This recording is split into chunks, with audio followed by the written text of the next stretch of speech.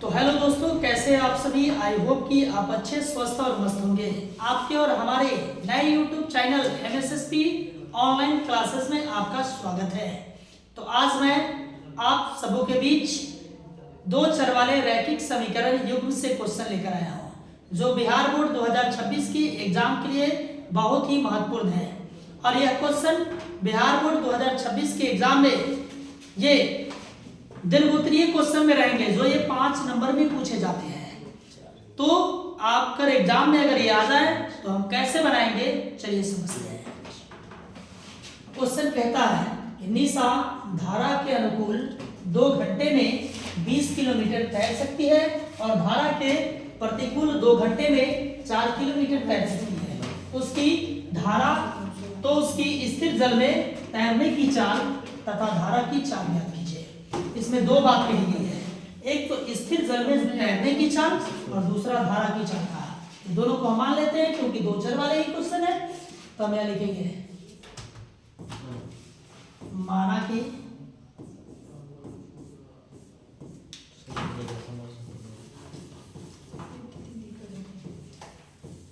स्थिर जल में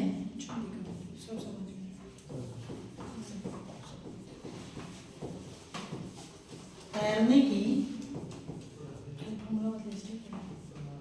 चाल बराबर x किलोमीटर प्रति घंटा, x किलोमीटर प्रति घंटा तथा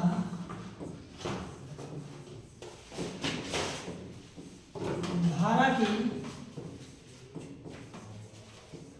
चाल बराबर y किलोमीटर प्रति घंटा। आई होप कि ये बात आपको समझ में आया होगा, क्योंकि क्वेश्चन में हमें कहा कि स्थिर जल में तैरने की चाल और धारा की चाल। तो स्थिर जल में तैरने की चाल को मैंने माना x किलोमीटर प्रति घंटा और धारा की चाल को मैंने माना y किलोमीटर प्रति घंटा। जब भी क्वेश्चन में जिसकी चर्चा ज्यादा होता है उसी चीज को माना जाता है। तो देखिए अब इसे प्रश्न से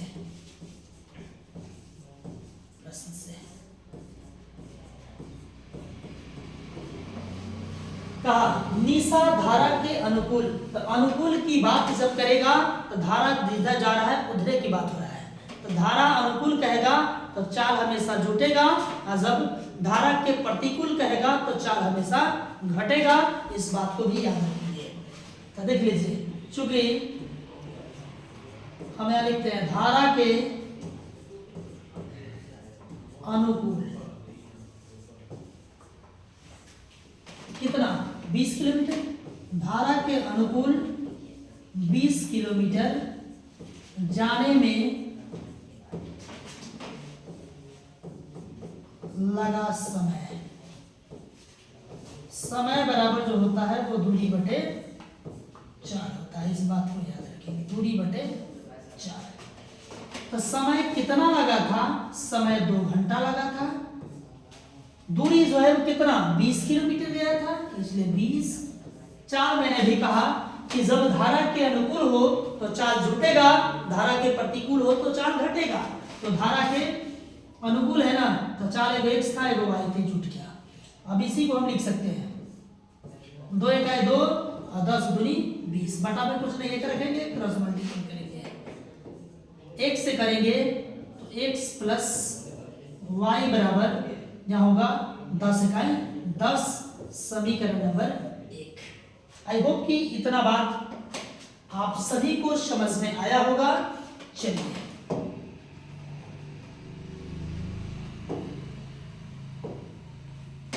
बढ़ते हैं, यहां लिखते हैं पुनः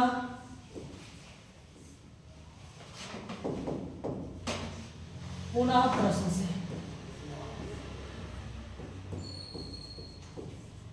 पुनः प्रश्न से चूंकि धारा के प्रतिकूल 4 किलोमीटर जाने में लगा समय बराबर, तो समय तो सेम होगा क्योंकि समय बराबर फॉर्मूला दूरी बटे 4, यानी समय 2 घंटा ही लिया था लेकिन उसकी दूरी कम नहीं थी। बस 2 घंटा में अनुकूल 20 किलोमीटर गया था लेकिन प्रतिकूल 4 किलोमीटर गया। तो मैंने आपको बताया था अनुकूल कहे तो चाल जुटेगा, प्रतिकूल कहे तो चाल घटेगा। x माइनस वाई बटा में कुछ नहीं, एक रखेंगे, 2 इकाई 2 और 2 दूनी 4, क्रॉस मल्टीपल करेंगे। देख लीजिए x से करेंगे तो x माइनस वाई बराबर 2 इकाई, x से करेंगे 10 के 10, 2 इकाई 2, समीकरण नंबर। और मैं आपको समीकरण अभी तक बराबर सिखाते आ रहा हूं कि सबसे आसान विलोपन या विलुप्तीकरण विधि होता है और इसके हल करने के जो तरीके होते हैं वो LHS से हमें मतलब होता है। समीकरण 1 और 2 में 2 को चर राशि होता है, दोनों में कोई एक बराबर होना चाहिए।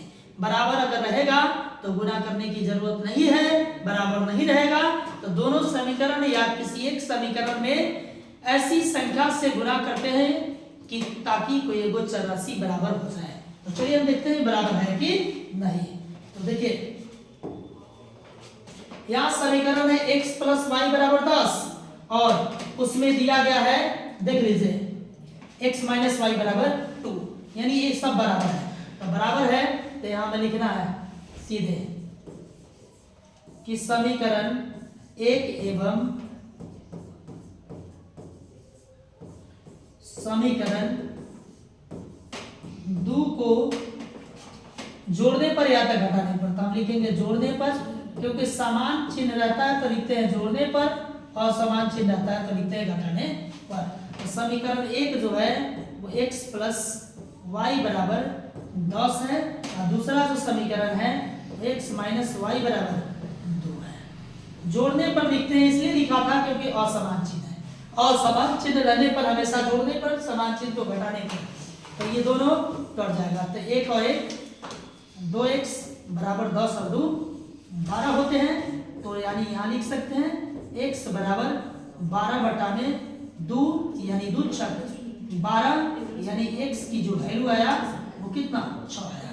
जब एक का मान निकल जाए तो दूसरे का मान निकालने के लिए हम क्या करते हैं, समीकरण में मान रखते हैं। अब समीकरण 1 में किसका मान, x का मान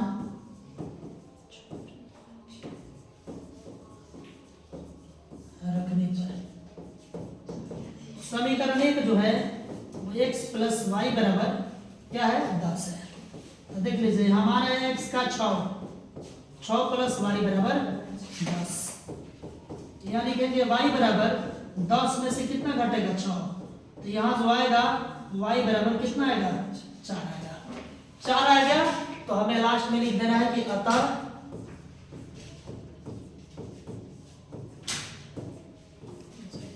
स्थिर जल में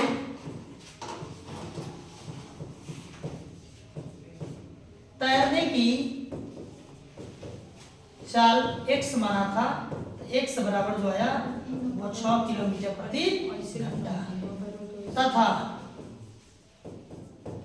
धारा की चाल जो हमने माना था वो y, तो y आ गया 4 किलोमीटर प्रति घंटा, ये रहा आंसर।